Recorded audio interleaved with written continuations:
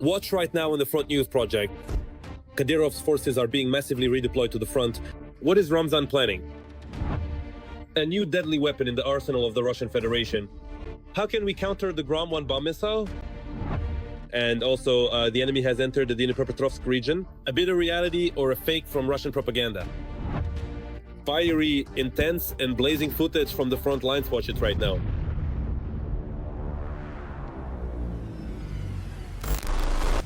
It's the fourth year of the full-scale war that Putin's Russia started on Ukrainian soil. The Ukrainian armed forces continue to heroically defend not only their homeland, but the entire civilized world from the aggression of Kremlin war criminals. Greetings! This is Front News. I'm Volodymyr Timoshenko. For the next 30 minutes, you get the truth about the war brought to you by our journalists from the hottest combat zones. So, are you ready? Then, let's get started.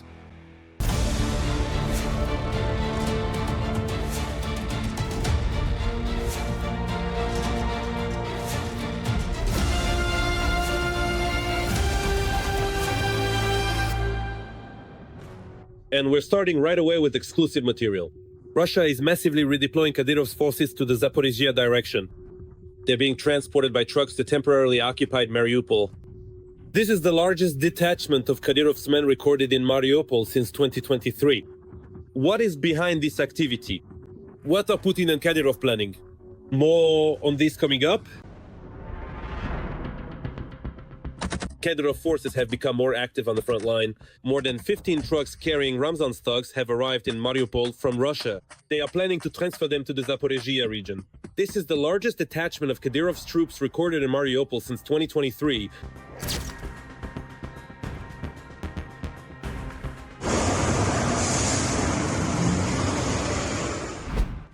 Meanwhile, friendly drones have once again paid a visit to the Russians. Explosions thundered in Melitopol as well as in temporarily occupied Crimea.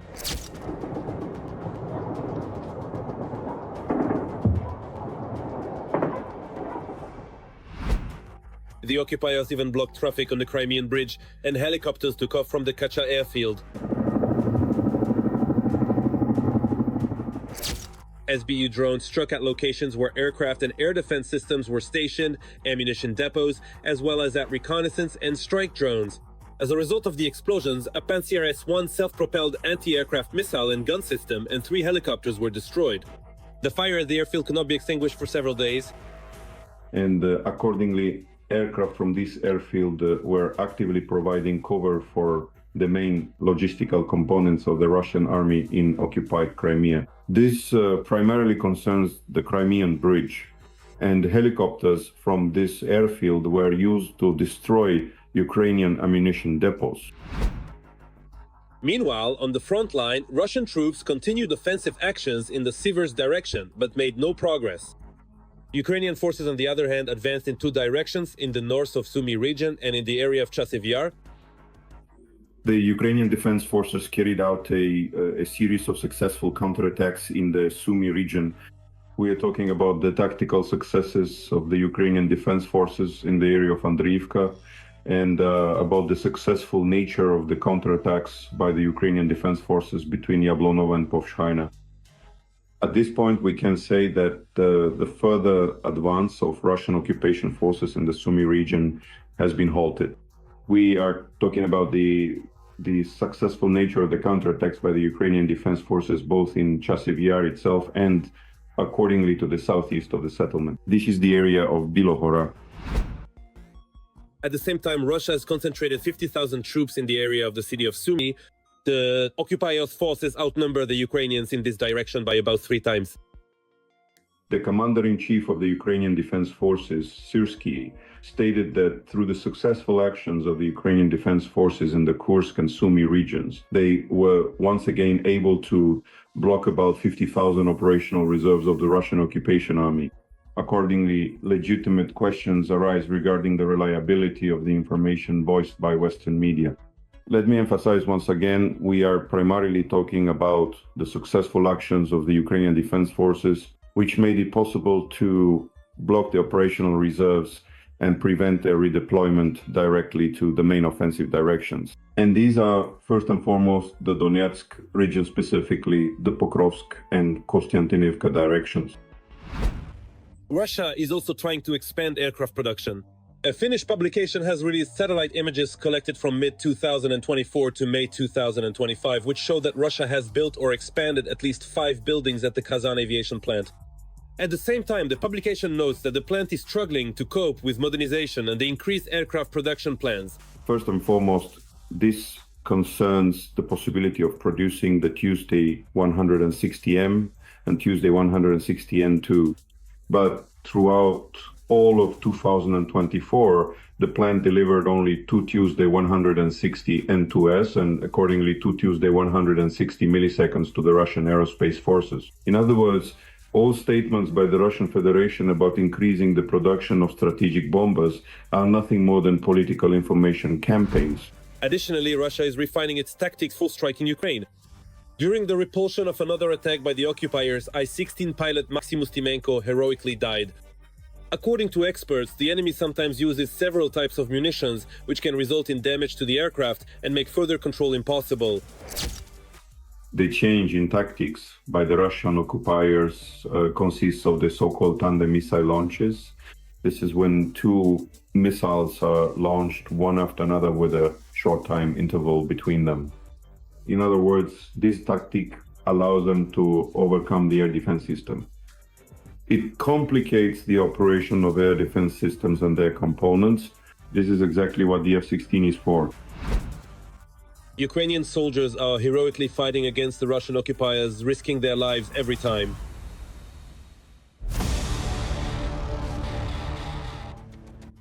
And now an analysis of the operational situation on the long-suffering Pokrovsk front line.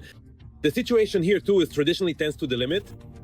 During the day, on the Pokrovsk front, the aggressor carried out 28 assault and offensive actions in the areas of the settlements of Ruski Yar, Razino, Mirnoya, Mirolubovka, Malinovka, Udakhnoye, Promen, Lizovka, Novosergeyevka, Alexeyevka, and in the directions of Vladimirovka and Novopavlovka. Borovka and Novopavlovka were subjected to airstrikes. At the same time, Ukrainian air defense intercepted the latest Russian bomb missile, the Grom-1, which the enemy was directing at the city of Dnipro. Its characteristics are truly unique, giving the Russian occupiers new opportunities to terrorize Ukrainians. Right now, we will tell you about this weapon and how the armed forces of Ukraine can counter it. The city of Dnipro is now in the crosshairs of a Russian missile bomb. On the 28th of June, Russia tried to attack Dnipro with a guided aerial munition. The explosion that was heard in the suburbs of Dnipro was the work of our air defense. I thank our Sky Defender for shooting down the newest Grom-1 missile bomb. The Grom E-1 glide bomb with a jet engine traveled more than 100 kilometers before it was shot down. As Ukrainian military experts note, this is not the first time such a weapon has been used. These bombs have already been used before. They were first used against Kharkiv and Kupiansk. That was in the fall of 2024. They indiscriminately hit residential buildings and caused significant, heavy civilian casualties, tragically affecting many innocent lives. The Grom E-1 is a hybrid between a missile and a bomb and belongs to a small line of guided missile bomb weapons known as the Grom series. For example, there is also the Grom E-2 munition. It does not have a jet engine, but it has a larger warhead.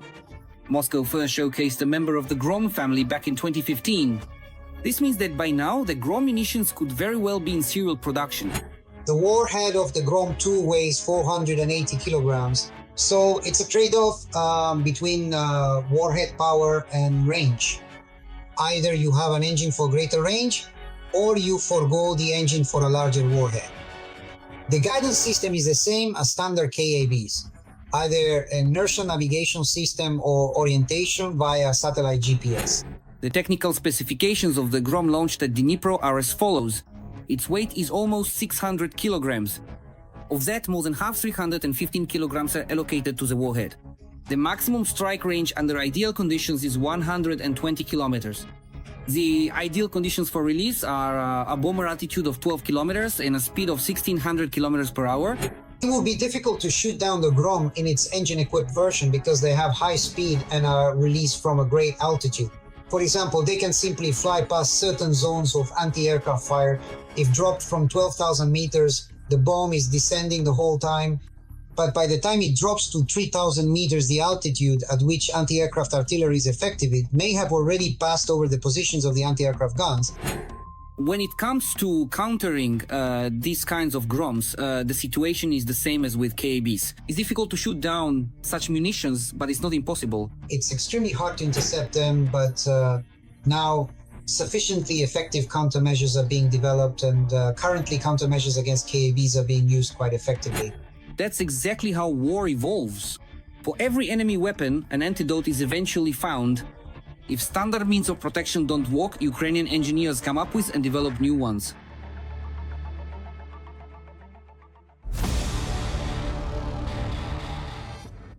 And now, about yet another genocide by Putin's Russia, a brutal shelling of Ukraine's Pearl by the Sea Odessa.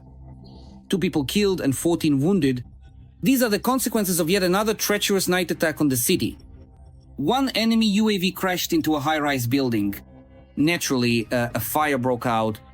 TSN journalist Olena Chernieva will report on the rescue operation and the consequences of yet another Russian war crime.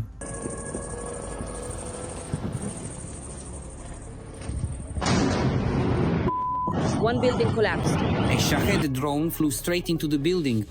After the explosion, a fire started. The flames engulfed 3 floors. We just grabbed whatever we could and ran to save ourselves. There really wasn't any time to think. In the morning, we managed to grab our things and leave. Now we've come back to collect our belongings. Everything was blown out, thrown everywhere. It's just the devastation. Gunfire started nearby. I went to the kitchen to close the window. As I stepped away, the glass immediately shattered. A flash, a burst of light, and the windows, the glass just flew everywhere. Blown up. Yes, it's terrifying. I wouldn't wish this on anyone. There's an underground parking lot right under the building here. Many residents were hiding there, but unfortunately the residents of the apartment on the 9th floor where the drone hit directly were at home. A teacher from the Odessa Lyceum and her husband were killed. A woman was screaming there, and after about 5 minutes, she went silent. Well, as I understand it, her door got jammed and she burned there or something like that. And through the flames, you could hear everything just silhouettes. Toxic black smoke spread quickly through the building. Many people couldn't get out of their apartments. People were trapped in their apartments, and it was very difficult to reach them because of the heavy smoke and extremely high temperatures. Some residents signaled to the rescuers using flashlights from their apartments. This helped them understand where to search. Rescuers freed 5 residents, including a 3-year-old child. The search operation continued until morning. No more people were found in the blocked apartments.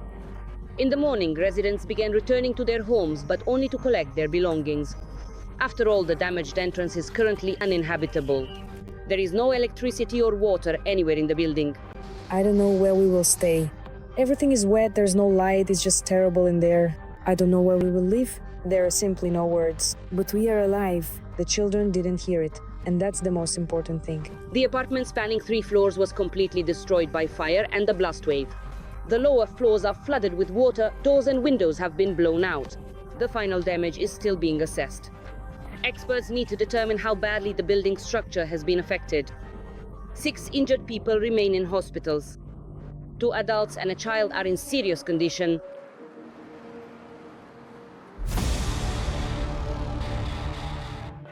And now, an analysis of the situation on the Lyman front. The Russian world continues to destroy, kill and maim here as well. On the Lyman front, the enemy attacked 19 times, trying to advance in the areas of the settlements of Kopanki, Nadezhda, Redkodub, Grekovka, Torske, and in the Serebryansky forestry towards Novosergeyevka, Olgovo, Novi Mir, Srednaye, and Shandragilov. 3 clashes are still ongoing. Yes, the terrorists of Putin's army are deliberately hunting and killing Ukrainian civilians in the frontline regions, including with the help of FPV drones. Even the United Nations has finally seen and documented this in its report. At the same time, the production of these deadly UAVs in Russia has recently increased sharply. We will tell you in more detail about this horrific terror that Russian occupiers inflict on peaceful Ukrainians every day. Every voice matters. Join our community, support independent journalism and help us bring you the truth from Ukraine. Become a member of Ukraine Today. Join us now. Russia has begun rapidly developing its own drone manufacturing industry. A sharp surge was already recorded this spring and at the beginning of summer. The reason for this surge is a dramatic increase in orders from the Russian defense industrial complex. According to data from the Center for Macroeconomic Analysis, in May alone, production volumes grew by almost 17% compared to April. In Russia, there is widespread enthusiasm for funding small startups that produce UAVs. Who did they think they were trying to intimidate? Direct descendants of the people who bravely took control of Paris in the year 1815 and subsequently Berlin in 1945. In July, a record monthly figure of 2.6% was recorded, the highest since July 2020. It is too early to speak of a fully formed growth trend. According to our estimates, about two-thirds of the growth in May was due to a sharp surge in output in sectors dominated by defense industry products, while the remaining increase was driven by a spike in production in the non-ferrous metallurgy sector. Against this backdrop, the intensification of strikes on Ukrainian territory is particularly telling. The terrorist state is using both its own developments and Iranian Shahed drones assembled at Russian facilities. What geraniums are blooming in Odessa above the headquarters?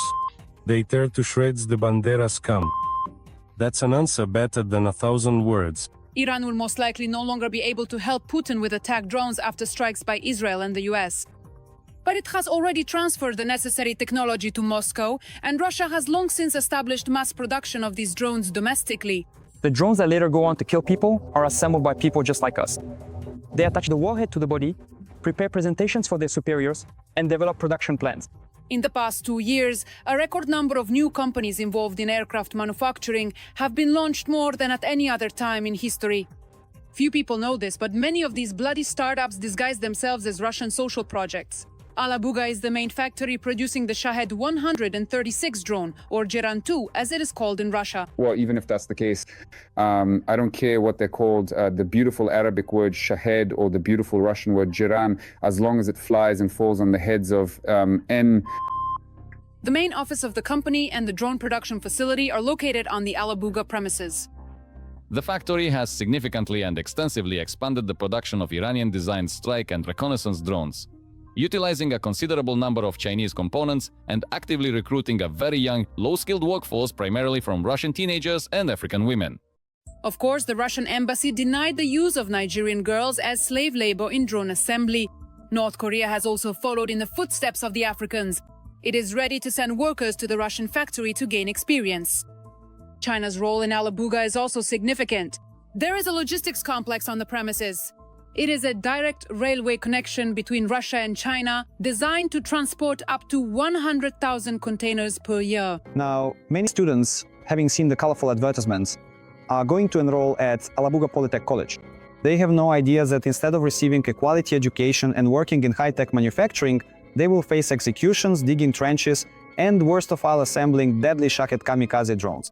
For Russia, this is not only a way to replenish military stockpiles, but also a profitable business and a legitimate target for the Ukrainian armed forces. Ukrainian defenders have previously reported successful strikes on the strike drone factory in Tatarstan.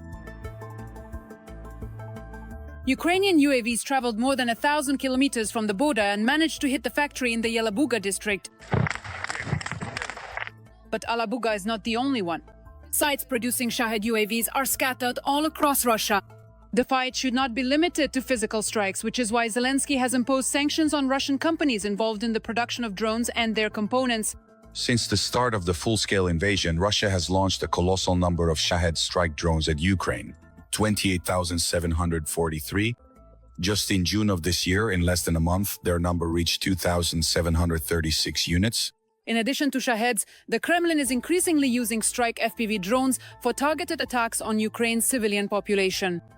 These actions violated the principles of distinction and precaution enshrined in international humanitarian law. Some incidents may be equated to the deliberate targeting of civilians, which constitutes a war crime. Intelligence reports that Russia intends to produce 2 million FPV drones during the year 2025. The existence of this deadly business in Russia is entirely dependent on foreign supplies. Alabuga is on the sanctions list of both the United States and the European Union. If China were to ban the supply of just one crucial component to Russia, the entire drone industry in Russia would collapse. But China doesn't want to lose money, especially when there's a steady income and a very lucrative client. Even though its hands are already stained with blood up to the elbows and beyond. And now, let's move to the Kramatorsk and Toretsk sectors of the front. The bloody rampage of the enemy armies continues here as well. In the Kramatorsk direction, the defense forces stopped 2 enemy attempts to advance in the area of Chasivya. The enemy also tried 6 times to break through our defenses in the Toretsk direction, in the areas of Dakhne, Toretsk, and Yablonivka. One of these clashes is still ongoing.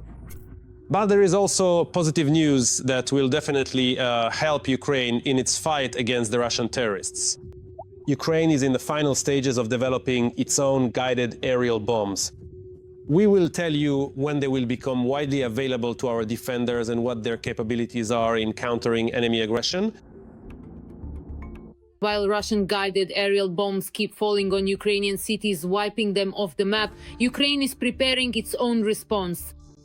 For the first time since the start of the full-scale war, Ukrainian engineers have created their own version of a glide bomb. A bomb capable of flying dozens of kilometers and striking its target with precision. The Ukrainian counterpart to the Russian UMPK is already flying and hitting targets at a distance of 60 kilometers. This is a new development by the Honey Badger Design Bureau. They took an ordinary high-explosive aerial bomb and turned it into a guided one, with navigation wings and a precise guidance module.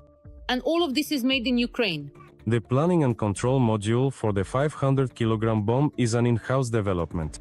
The specially designed wings are easy to attach to the bomb. There are no issues with connecting it, it only takes a few minutes. Domestic enterprises have been involved in the manufacturing process. The navigation module is domestically produced. However, there is now a decision to test a new development from one of the leading French companies on our product, but there are still some components that we are forced to import from abroad. Testing is already underway. The bombs are dropped from frontline Su-24S in level flight. Their task is to reach targets dozens of kilometers away and hit them precisely. Currently, the range is 60 kilometers. The goal is to reach 80 and in the future up to a full 100 kilometers when dropped from an altitude of 10 kilometers. But there are some problems and they are not technical but financial. We are looking for any opportunity, because the cost of one such unit is almost 1,200,000 hryvnias, or about $25,000. In fact, at this point, funding is almost the main limiting factor preventing the completion of work on this project in its current version before the start of mass production of the domestic Ukrainian glide bomb. This thing is more suitable for destroying defensive targets like fortifications, stationary objects, things like trenches, or, I don't know, large permanent structures, a single big building. So for the advancing side, using this weapon is really great. So they see our structures, our trenches, launch a couple dozen, maybe 3 dozen bombs. They destroy these structures and gain an advantage. Russia advances in small groups, in small parties, and it's harder to attack them. So we can only attack stationary targets like headquarters or places where the Russian command is located. But again, at what distance from the front line? So first you have to find it, then strike. So to say that it will radically change the situation, well, you can't, but, well, it will definitely cause extra losses for the Russian army. But again, it needs to be done on a massive scale. Massive, I don't know, this weapon needs to be produced by the hundreds every day. Meanwhile, there's hysteria in Russia. After the first footage of the Ukrainian UAV appeared, pro-Kremlin channels started to openly panic. They stole it, they've started using their own guided aerial bombs. The first footage of such munitions being dropped has been published. For those who didn't get it, how bad it is that our technology with FABs, this will seriously complicate the situation at the front, just as we once complicated it. The war requires hundreds of such bombs every day. Western models like the JDAM ERASM Hammer and GBU-39B do not cover the entire demand. That is precisely why launching mass production of our own guided aerial bomb is vital.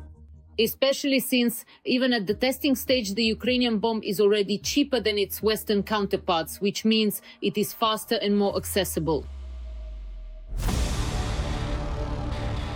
And now, an analysis of the operational situation on the Novopavlivka sector of the front. The enemy is becoming more ferocious here as well. On the Novopavlivka direction, our defenders have repelled 8 enemy attacks in the areas of the settlements of Mern, Zaporizhzhia, Fedorivka, Shevchenko, Vezele, Novopil, and Rivnopil. 3 more clashes are still ongoing. Ukraine is trying to create its own air shield and find effective means to counter Russia's Shahed drone terror. In just the first 20 days of June, Russia has launched more than 3,500 attack drones at Ukraine. The enemy is actively scaling up the production of deadly Iranian UAVs and will increase both the number and intensity of attacks on Ukrainian cities. Experts warn that there is truly little time left to find protection. The good news is that Ukrainians can now produce anti-Shahed weapons themselves. What these weapons might be and whether there is a real chance to protect our skies in time was investigated by TSN journalist Maria Vassilieva.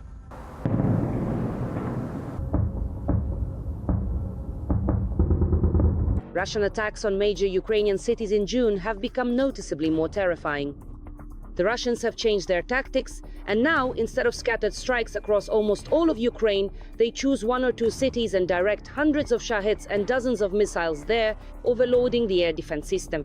They started to concentrate. Translation from video, they began to concentrate the entire mass of what they launch on a few targets. And that's exactly why we see the situation we have now. If the enemy has such a large number of means, then no matter how good the air defense is, no matter how advanced the system, it will never be 100% effective. The defensive methods that were used until recently are losing their effectiveness. Shags are becoming harder to neutralize with electronic warfare systems. In most cases, they fly at an altitude of about 2 kilometers, and mobile fire groups can no longer reach them with machine gun bursts. Attack drones dive onto a specific target from a great height, swarming all at once. Things will only get worse, and there is almost no time left, warns military communications specialist Serhiy Flesh without mincing words. Translation from the video. As you know, I'm an optimist and only sound the alarm in the most extreme cases.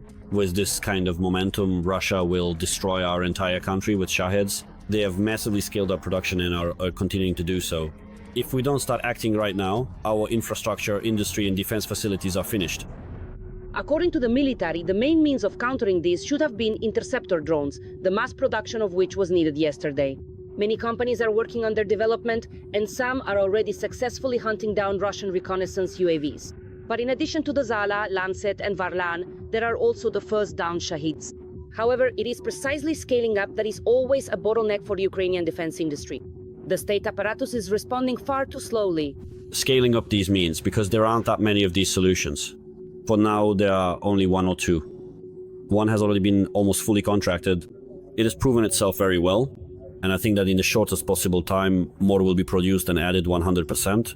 It will take a month or 2 at most, because now everyone understands what is needed and how this system should look, since there is already one like it. One of the advantages of anti-aircraft drones is their price. Compared to the Shahed, an interceptor drone can cost several orders of magnitude less. The maximum price of a system that can take down a Shahed will not exceed $5,000. In some cases, it could be even less once mass production begins. The price of a Shahed is around $50,000 and up, reaching as high as $250,000. It's important to understand that an anti-aircraft drone will be significantly more expensive than an FPV drone, but it's also necessary to be able to produce these systems in quantities of hundreds per day. And why are anti-aircraft drones important for Ukraine right now? Because we will be able to produce them ourselves. And when we talk about the need for anti-aircraft drones, it's about the situation where the enemy starts producing so many Shaheds that our traditional means are no longer sufficient. Among the drawbacks of anti-aircraft drones are the time required to train operators and the need to organize a coordinated control system. The main problem, according to Commander-in-Chief Syrskyi, is the extremely small number of radars. These Israeli radar systems are currently helping to detect enemy drones. However, thousands of them are needed, the commander admits. Just recently, the Netherlands agreed to promptly supply 100 of these radar systems. Another promising direction for creating an air shield, according to Syrskyi, is light aircraft. To launch an F-16, 1 hour of flight costs $40,000 to $50,000. That includes maintenance, spare parts, fuel, and everything else. When we talk about a light aircraft, the plane itself costs $60,000 to $70,000. What is the advantage of light aircraft compared, for example, to anti-aircraft drones, which are all-weather? The speed is much higher. If we compare again with an anti-aircraft drone, the drone goes 120, well, at best 140 kilometers per hour, but a plane can fly at 400 or even 500. A major advantage of anti-aircraft drones and light aircraft is that Shaheds can be shot down on approach, whereas over cities, even when shot down, they still cause significant destruction. But the big drawback is the time lost. Already now in Alabuga, they are developing technologies for Shahids to evade interceptor drones, which in Ukraine are still being produced as boutique weaponry. Whether Ukraine can technologically pull ahead of the Russians in this deadly race literally determines our survival. That's all for today.